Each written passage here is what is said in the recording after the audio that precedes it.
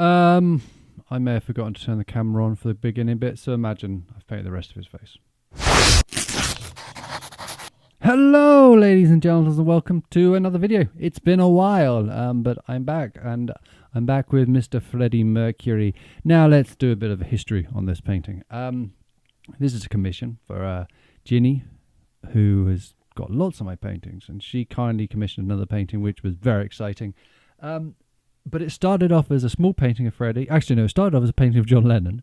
Then it turned into a painting of Freddie. Then it turned into repainting the Hot Space album cover, but with just Freddie. And then it turned into this 4x4. If you've seen recently, I did one of Sigourney Weaver and one of Kurt Russell, this 4x4. So 4 portraits, 4 squares on bright backgrounds. In this case, we are referencing the Hot Space album and matching the colours. So that's the inspiration behind here. This started off as a painting of John Lennon, but we've got Freddie. Freddie is in 4 poses, which I thought was quite cool. This one here is this sort of cheeky one. It's based on a photograph, I think, from a studio, but it's got this proper little cheeky face on him. And I'll go through other poses once we get there, all in monochromes, as always. Not as always, that's a lie. I've been doing a lot of colour recently, but the monochromes help to balance all 4 of them, and also really helps to make their background pop. Now, this top corner, we have got the soulful singing Freddie. So the other one was the cheeky Freddie, this one's soulful singing Freddie. He's on the piano. I'm assuming it's Bohemian Rhapsody, but it may not be. It's hard when you Google, when you try to find photographs of Freddie, so many of them from that Live Aid concert, that you don't want to do all Live Aid. This is a really cool photograph. If you've seen it, it's really got a lot of noise on it, a lot of grain on it. And this is probably my favourite out of the 4. It was also the most simple to paint, but he's got a very good chin, very good jawline, which makes, when you've got some nice angles, you can really get it really looking good. And I love this side. So this is the soulful singing Freddie at the piano. I contemplated putting a mic in there, but I didn't want to put anything that wasn't really connected to the portrait. And again, in greys. Shall I talk about the greys? These greys are mixed. Start off with grey neutral 5 or 4, I believe it is. And then I mix up and down with carbon black or lamp black, or one of the blacks doesn't have blue in it, so not Mars black.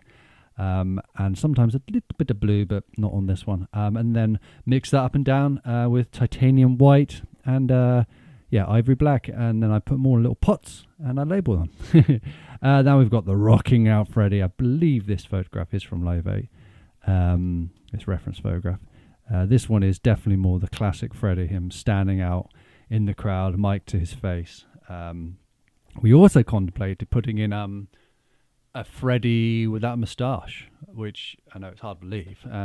But yeah, there was a time when he didn't have a moustache. There was a time when all of us don't have moustaches.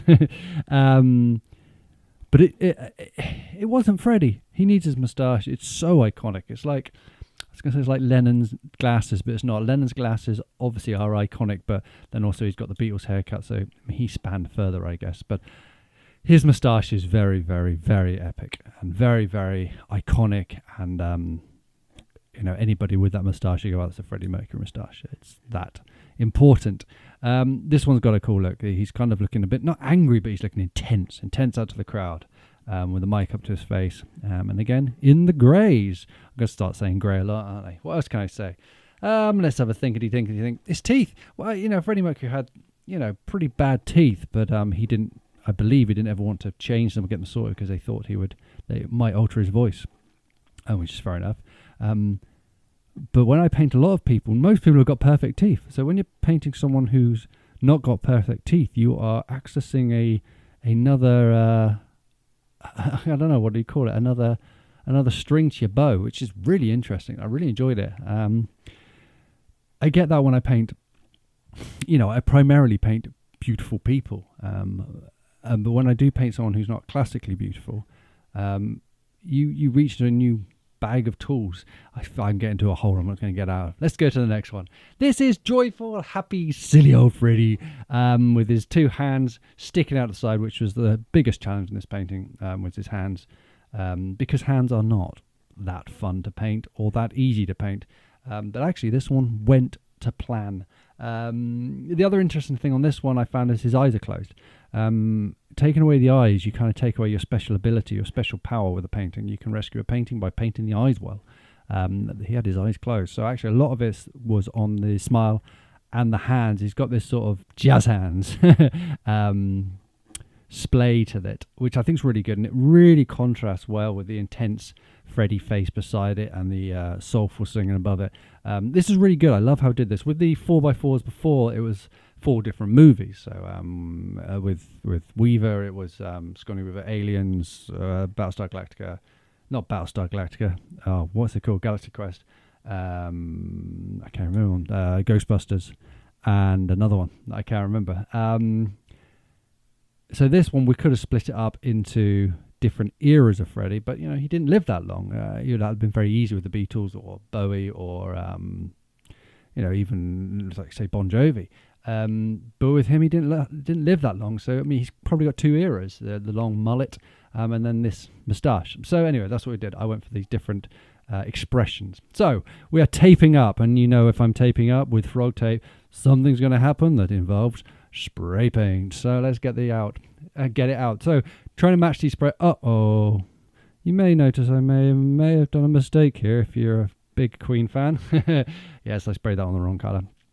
So it took me a long time to go through many spray paints to get it matching the colors I wanted, to match it to the album cover. Again, very difficult because the album cover's differently printed in certain areas. Sometimes they look a bit different. Now, there was an issue here. A fly landed on the painting and it wasn't dry, and it made a bit of the green come off. So I had to repaint the green again there, which was so annoying. And then I gave the red just another coat because I thought it could do with a bit more of oomph. Now we're going around with Poscas and defining it all, adding in the detail, adding in the shadow, making it jump out from the background. Comic book, making it look like a comic book, and you can really see it balancing here. These hot space colors are so cool, and I hope I matched them well. They look really wicked, and that's about it really. I mean, we're just putting highlights in, details in, sorting out a few bits, adding a bit more detail to the hair. Trying to get them all to balance. If you add too much detail to one, not to the other, one will stick out a bit. So trying to get an across the board, detailing across the board, highlights, not matching light. I'm not matching light sources on each of them. That would be interesting, but very difficult. And that's about it. These are the 4 Freddies. I really love how they've come out. Look at them. And I just love the different expressions on all of them. And the background idea was a bloody success, if I may say so myself. The different Freddie faces really work well together. This intense, this soulful, this playfulness, this cheekiness. Anyway, this was the Freddie Mercury 4 painting. I hope you enjoyed it. It was great fun to paint. Roll on the next ones. Don't forget to subscribe if that's still a thing. Bye, bye, bye, bye, bye.